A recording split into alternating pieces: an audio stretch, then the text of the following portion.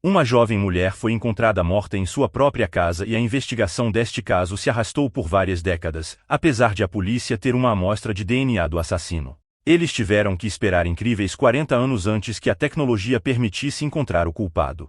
A verdade só veio à tona em 2021 e uma lata de Coca-Cola ajudou a polícia nisso. Sylvia Quayle nasceu em 23 de setembro de 1946, na cidade de Denver, Colorado. Pouco tempo depois, ela teve uma irmã mais nova chamada Joamit. A família morava em um tranquilo bairro da cidade. Sylvia era ambiciosa, alegre e amigável. Ela tinha muitos amigos e todos a chamavam de alma da festa. Desde cedo, ela se interessou por arquitetura, inspirada no trabalho de seu tio que trabalhava nessa área. Além disso, ela era muito criativa e gostava de esculpir em argila e cozinhar. Depois de terminar a escola e a universidade, Sylvia conseguiu um emprego como secretária em uma empresa de arquitetura local. Graças às suas habilidades culinárias, ela também abriu um pequeno negócio fazendo bolos de casamento por encomenda. Sylvia continuou a manter relacionamentos muito próximos e confiantes com sua família. Ela alugou uma casa a apenas 45 metros de distância de seus pais e fazia questão de vê-los todos os dias. Com muita frequência, ela ia até lá para tomar café da manhã antes de ir para o trabalho. Na noite de 3 de agosto de 1981, Sylvia, que na época tinha 35 anos, conversou por telefone com sua irmã mais nova. Elas concordaram em se encontrar na manhã seguinte, e por volta das 11 horas, Sylvia foi dormir. No dia seguinte, por volta das 8 da manhã, seu pai foi buscá-la para tomar café juntos, mas ninguém respondeu à batida na porta. Então, ele presumiu que sua filha ainda estivesse dormindo. Ele entrou na casa, onde uma cena horrível o esperava. Sylvia estava deitada no chão da sala de estar sem nenhuma roupa, suas mãos estavam dobradas sobre a cabeça. Havia muito sangue ao redor e o corpo estava mutilado. O homem ficou perturbado e chamou a polícia. Antes da chegada deles, ele cobriu Sylvia com uma toalha. Quando os policiais chegaram à cena do crime, eles examinaram a casa e fizeram várias descobertas importantes. Em primeiro lugar, o cabo do telefone na sala de estar estava cortado do lado de fora. O fio também estava danificado, indicando que o criminoso havia jogado uma mangueira de jardim sobre ele e o cortado rapidamente para baixo. Isso indicava que o assassino desconhecido havia se certificado de que a vítima não pudesse ligar para a polícia. Em segundo lugar, o assassino tentou entrar na casa de Sylvia através de várias janelas com grades. Na suíte da garota, os detetives encontraram um pequeno buraco na tela, indicando que o criminoso inicialmente tentou entrar lá, mas por algum motivo não conseguiu.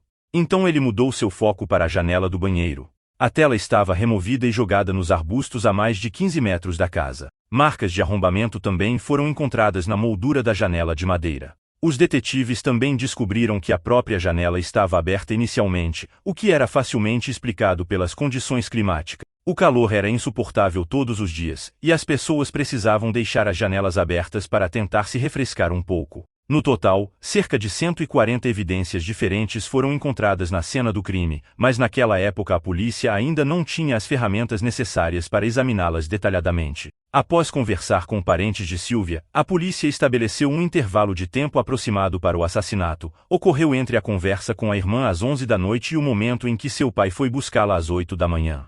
Examinando o corpo de Sylvia, os médicos legistas fizeram várias descobertas importantes. Ela foi atingida por várias balas de uma arma calibre 22, bem como vários golpes de objeto afiado. Os criminosos usaram uma faca da cozinha de Sylvia, e também é muito provável que tenham cometido violência sexual contra ela. Os especialistas também concluíram que antes de morrer, ela tentou resistir ao agressor, como evidenciado por vários dedos quebrados. Infelizmente, todas essas pistas não aproximaram a polícia de capturar o assassino.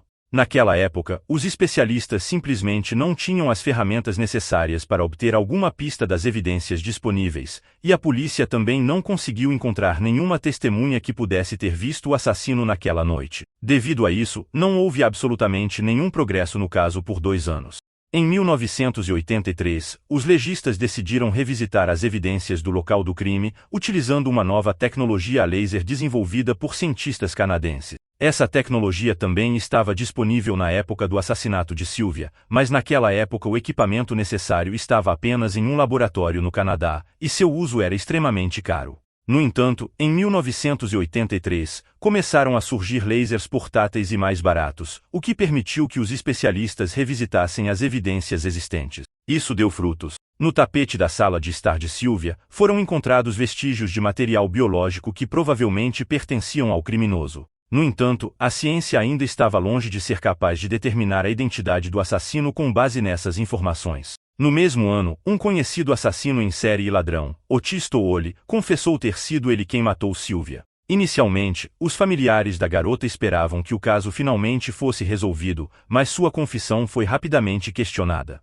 Ele se contradizia em seu depoimento e não conseguia fornecer detalhes significativos sobre o crime. Além disso, Toole confessou um total de 125 assassinatos, dos quais apenas 6 foram realmente comprovados. Portanto, suas palavras não foram levadas muito a sério. Desde então, o caso ficou parado por 12 anos até que decidiram revisá-lo novamente em 1995. Naquele momento, a ciência forense tinha avançado significativamente, e os pesquisadores esperavam obter mais dados sobre a amostra de material biológico do tapete. Eles enviaram isso para o laboratório do FBI, mas mesmo assim eles não conseguiram extrair um perfil de DNA.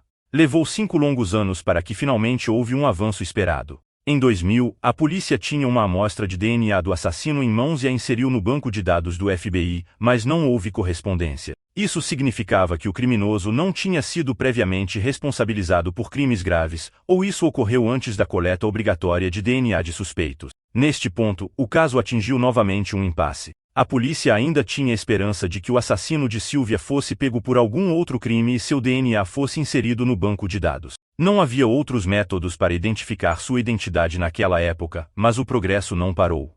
Em 2019, quase 20 anos após a extração da amostra de DNA, a organização sem fins lucrativos o Denver Crime Stoppers se uniu a uma empresa de genealogia genética liderada por um ex-promotor do distrito. Juntos, eles trabalharam em casos não resolvidos nos quais a polícia tinha uma amostra de DNA do assassino, mas não conseguia identificá-los. Em janeiro de 2020, detetives da Unidade de Casos Não Resolvidos de Cherry Hills recorreram a essa organização em busca de ajuda, fornecendo-lhes a amostra de DNA do assassino de Sylvia. Eles começaram a procurar, usando 2 bases de dados de DNA públicas, principalmente para encontrar parentes e recriar a árvore genealógica. Pessoas em todo o mundo poderiam enviar suas amostras de DNA lá para encontrar parentes perdidos ou até mesmo desconhecidos. No caso do assassino de Sylvia, os especialistas tiveram que fazer o mesmo e enfrentaram um problema. Havia mais de 3.000 parentes dessa pessoa nas bases de dados. Eles tiveram que realizar um volume colossal de trabalho para chegar ao nome correto, procurando qualquer informação sobre essas pessoas, gradualmente eliminando os parentes mais distantes e aqueles que naquela época não poderiam ter cometido o assassinato de Sylvia devido à idade. Somente após 4 meses de trabalho, restou apenas um nome, David Dwayne Anderson.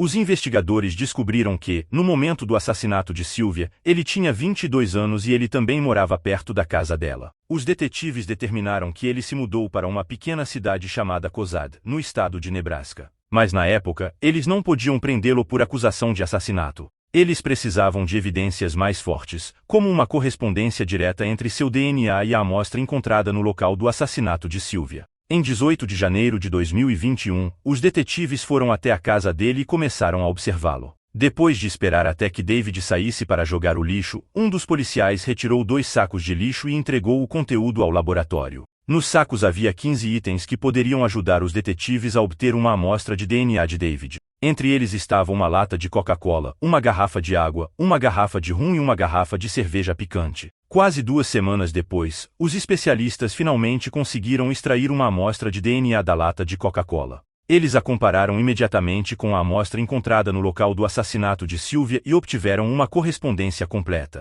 40 anos depois, a polícia finalmente tinha o nome do culpado. Ele foi preso em 10 de fevereiro e acusado de assassinato, mas naquele momento ele já tinha 62 anos. Isso foi anunciado em uma grande coletiva de imprensa, durante a qual os investigadores expressaram condolências à família de Sylvia. A chefe do departamento de polícia de Cherry Hills, Michelle, também falou, contando aos presentes que tipo de pessoa Sylvia era e apresentando slides com suas fotos. Infelizmente, os pais de Sylvia não viveram para ver o nome do assassino finalmente ser revelado. Seu pai faleceu em 1999 e sua mãe, 10 anos depois. No entanto, os investigadores informaram sua irmã mais nova, que participou do processo judicial contra David. Ao examinar sua biografia, os detetives descobriram que Anderson esteve envolvido em pelo menos 8 assaltos entre 1981 e 1986. Ele foi pego pela polícia várias vezes, mas nunca recebeu uma punição séria. Com base nisso, duas versões do que aconteceu foram propostas: ou o assassinato de Sylvia foi premeditado e planejado com antecedência, ou David queria roubar a casa e se deparou com a mulher, resultando em uma luta entre eles.